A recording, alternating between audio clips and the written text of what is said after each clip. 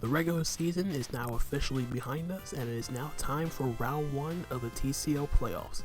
Despite the loss last week, we still finished with a respectable record of 6 wins and 2 losses, which was good enough for the 4th best record in the league.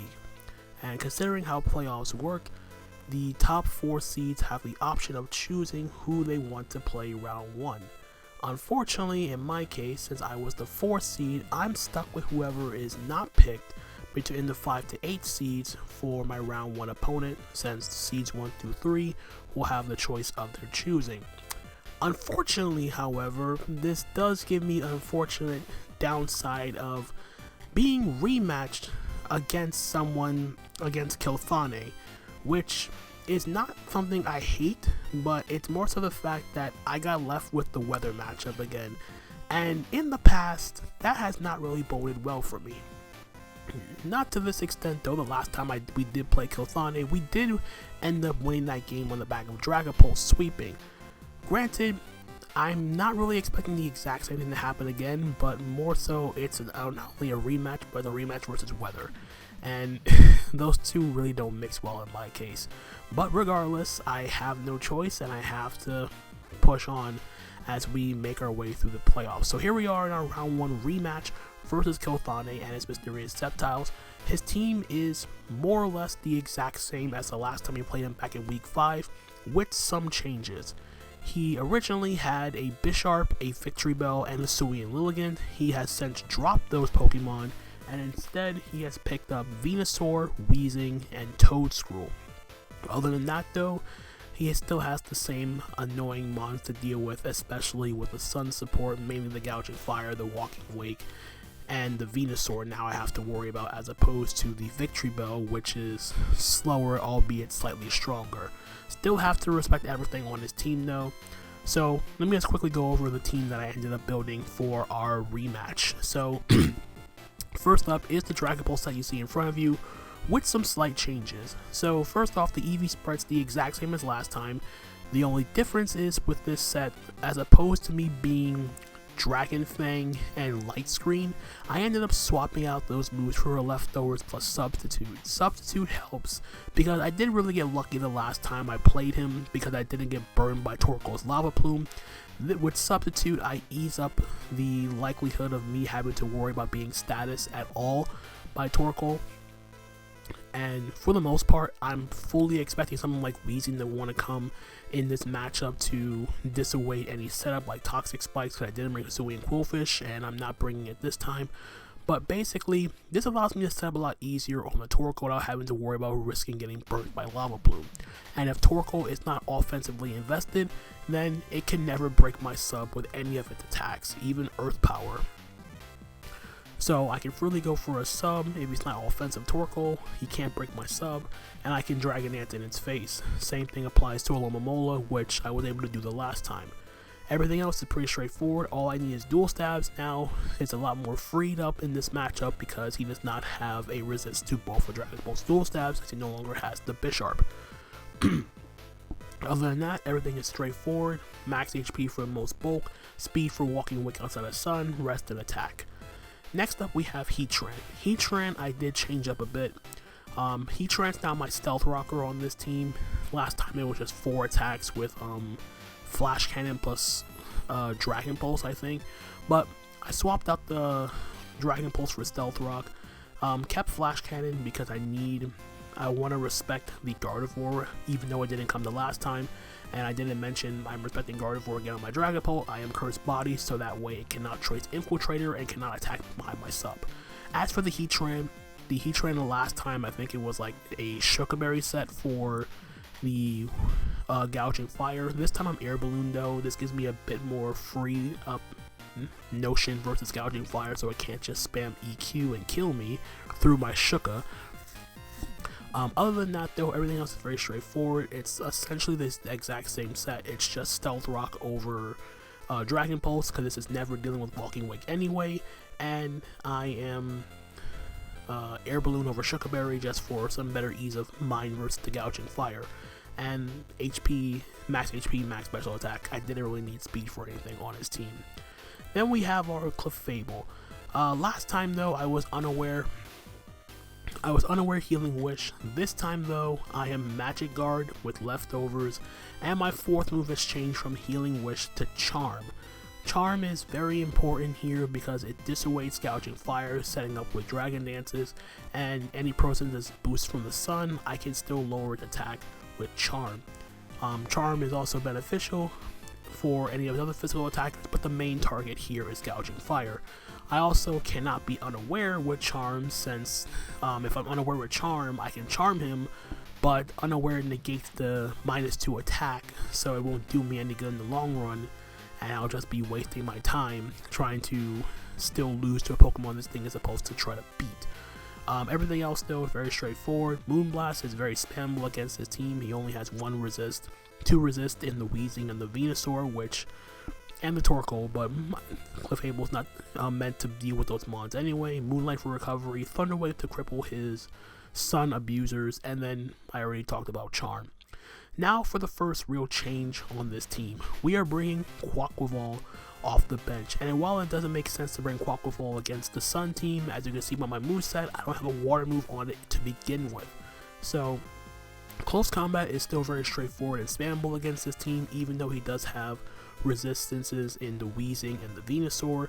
The main target of close combat is Walking Wake. I am also specially defensive Assault Vest, so I can guarantee take hits like Draco Meteor from the Walking Wake. I can 2 KO Walking Wake with close combat. Brave Bird I have here for the Venusaur, Rapid Spin to get rid of hazards, and U-Turn is here for momentum. Aside from that, this is a very straightforward Quaquaval set. Mainly is only designed to deal with Walking Wake and Venusaur in a pinch. Then we have my Torterra. Torterra was originally Scarf the last time I brought this.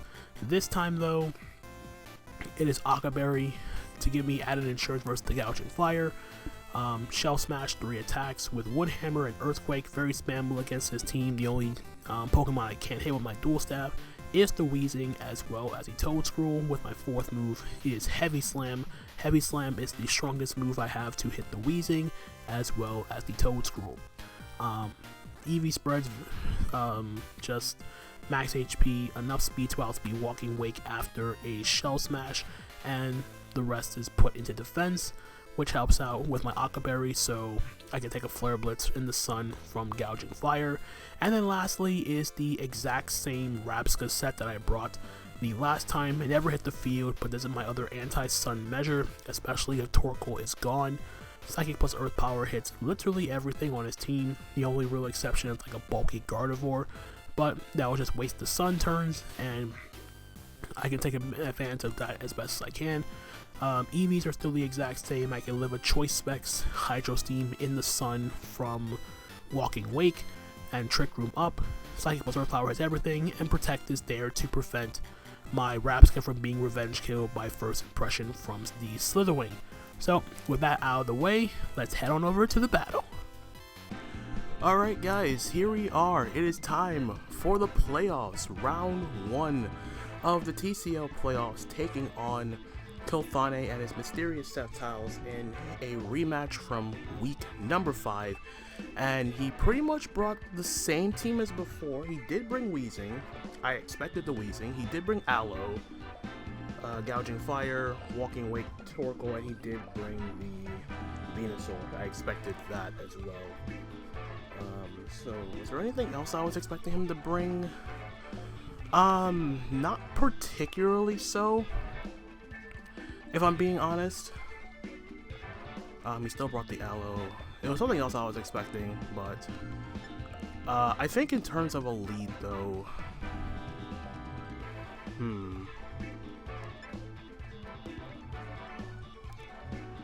I think I'm okay leading off with I'll lead off with Pult just to see what he does.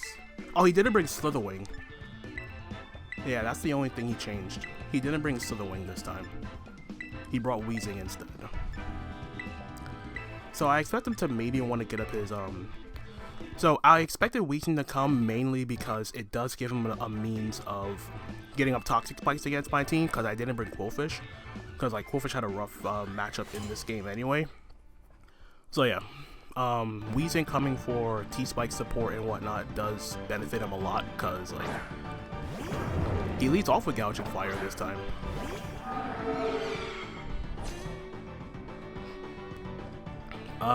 I think I'm okay with this, because what this does, it allows me to go directly into Heatran.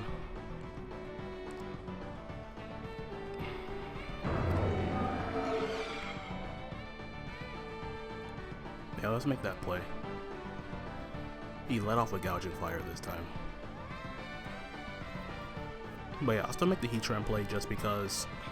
Like, the only bad thing about this is if he's scale shots into Earthquake. But if that's the case, I'd rather him go that route as opposed to just setting up and like sweeping from the get-go. Scale shot, Dragon Claws. Okay. So at least I get to know now if he is choice or not. No, that's not. That's definitely not choice in any way.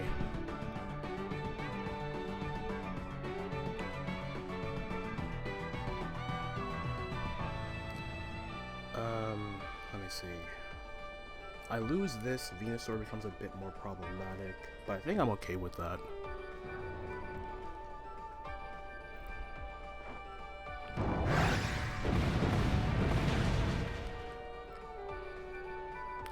Honestly, the crit didn't matter.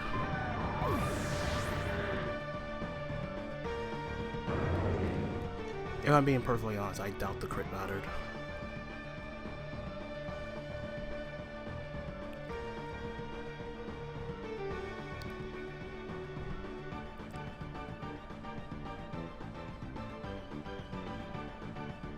Alright, so let's see, what do I want to do here?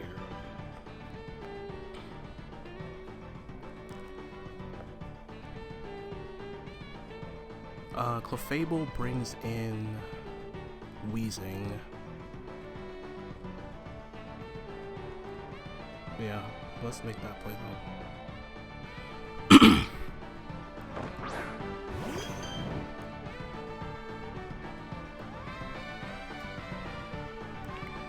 I'll still go for T-Wave. Like, Weezing should come in 100% though.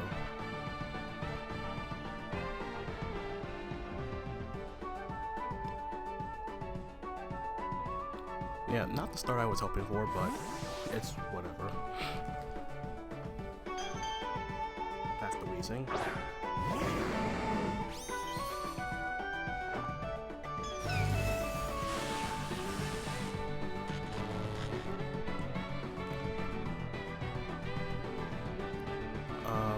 I'm expecting him to go for T-Spikes here.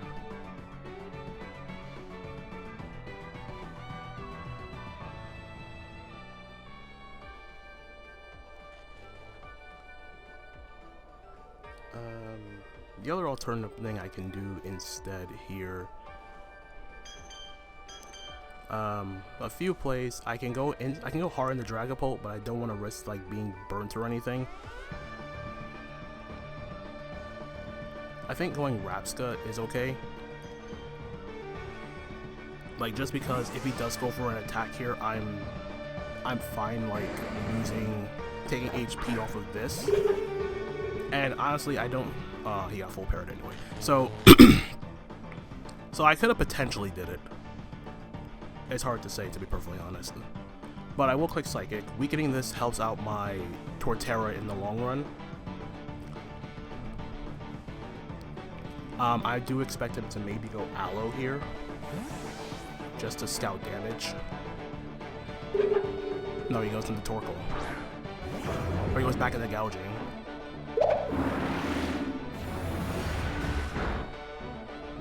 And that did a crap ton. So now the thing is, does he Flare Blitz and try to kill me, or does he try to set up in my face, predicting me to switch? Because I've seen Dragon Claw, EQ. I'm expecting like I'm expecting Flare Blitz right now, because I don't have my what's it called? My Heatran anymore.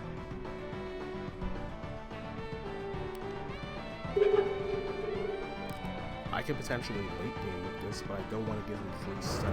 Like, I don't want to go Clef right now. Like, best case scenario, he just stays in and attacks me. I go into Dragapult afterwards. I'd rather prevent the setup as opposed to. I'd rather prevent the setup as opposed to switching out and giving a free DD.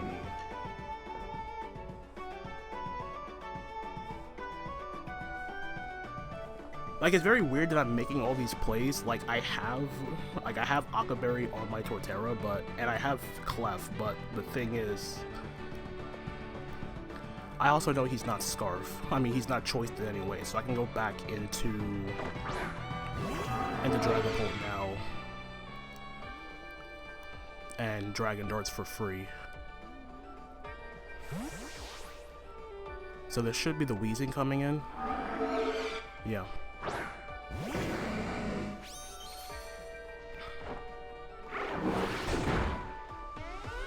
That was a crit. That was unfortunate. We do see Black Sludge though on the Wheezing. Let's sub here.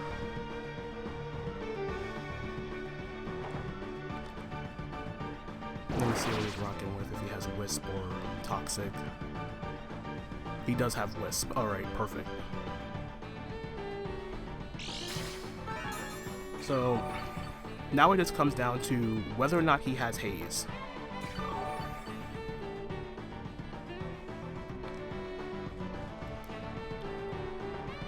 So, let's DD.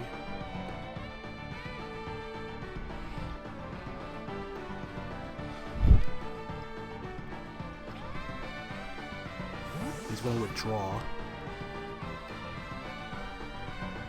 into Alamomola.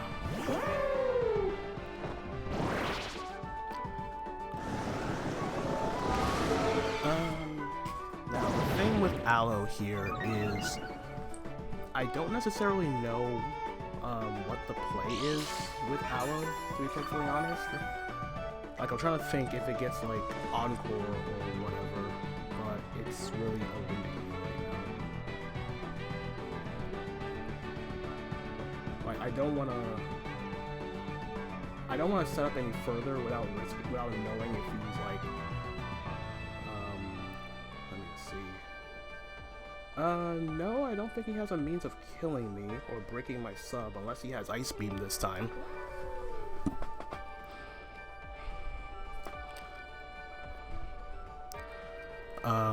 So we'll DD again. If I remember correctly, this thing doesn't get Encore or anything. Like, the only thing I can see changing on this is him being, like, Ice Beam. That's pretty much the only thing I could think of. No, Play Rough. Okay.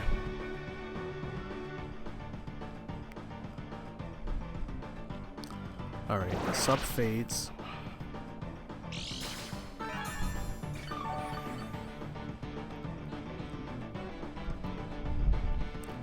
Alright, so that's his means of dealing with my sub. But I know if he's the same set as before, he is rocking Helmet.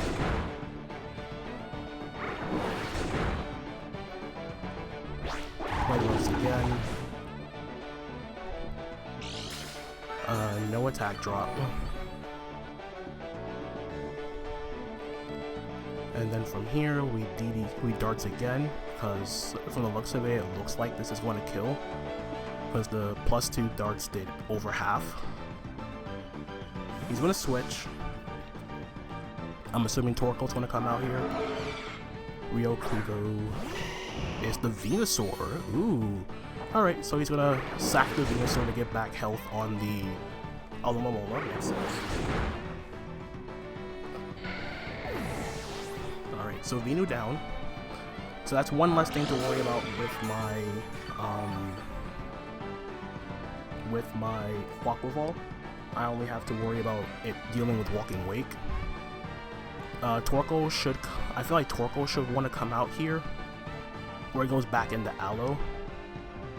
Is that the Torkoal? That is a Torkoal, okay. Now I get to see if the Torkoal is offensive or not. Because if it is defensive, he cannot break my sub.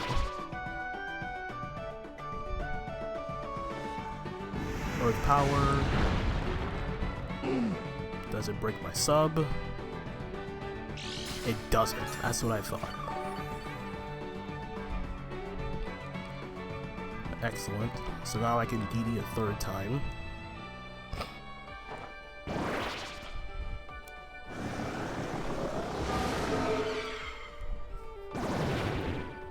This is pretty much what I was hoping would be the case, that he was not, that he was just straight up defensive Torkoal. And I can stall out the sun a bit more now.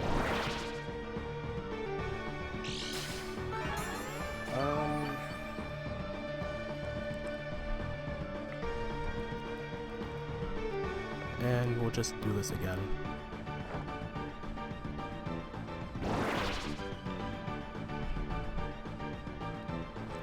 Like, him not bringing Slitherwing is actually really good for me, because I now don't have to worry about like getting revenge kill by first impression.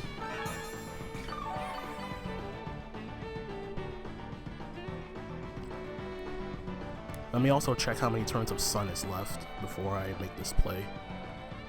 2 turns left, but it shouldn't matter.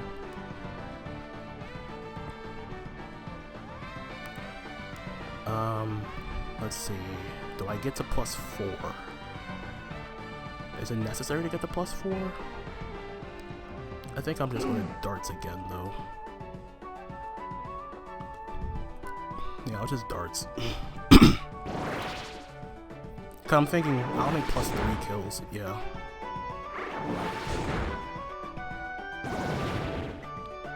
So like I'll sub again and then kill it.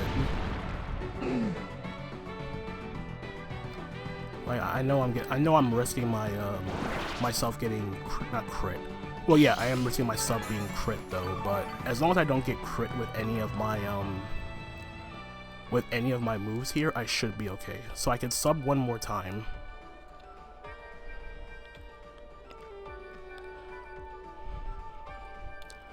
I'll sub one more time. If Earth Power doesn't crit me, I think I can win right now, actually.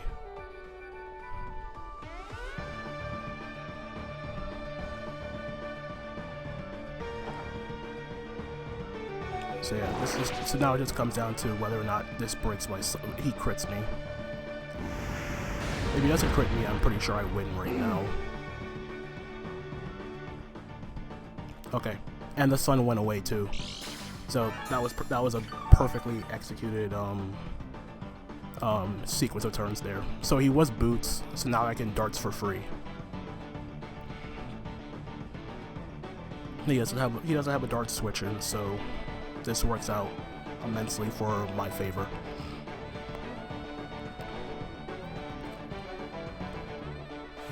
Withdraws, sack the Wheezing. I'm assuming that's the Wheezing. Yeah, that is the Wheezing.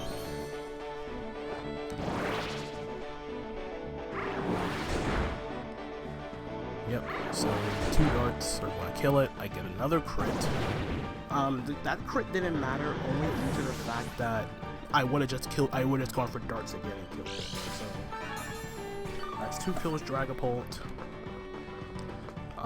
And it's looking good. All things considered, it is looking good. Because Aloe dies to darts, Gouging Fire dies, Walking Wake dies, and Torkoal is in no position of taking another hit, so...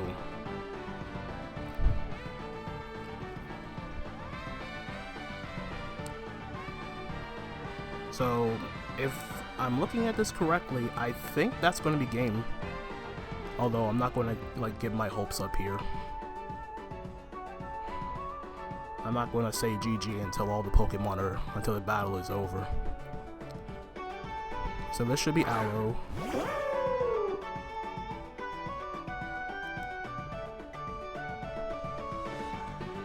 I don't need to sub.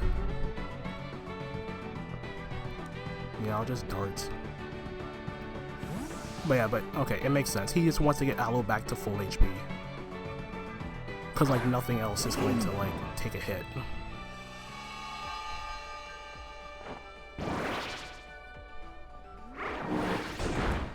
But I still have a summon.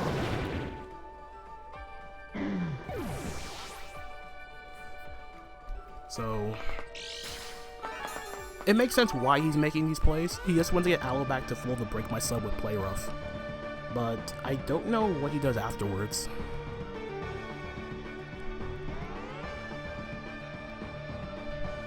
Like, he would go into Aloe, break my sub with Play Rough, but I 2 KO him with darts.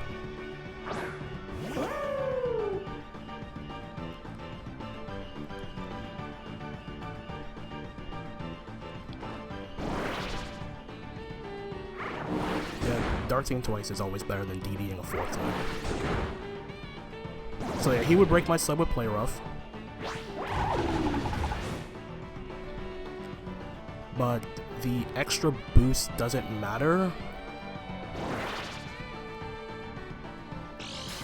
Yeah, I don't think it matters at this point. Because like, if he saves Aloe, he has to sack either Gouging Fire or Walking Wake again. So there's no need for me to sub again. Yep. He's making the correct play. So he's sacking Walking Wake.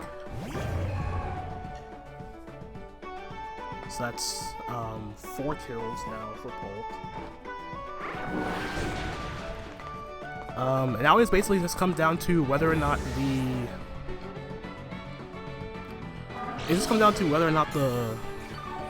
I don't think Aloe can kill me with Play Rough.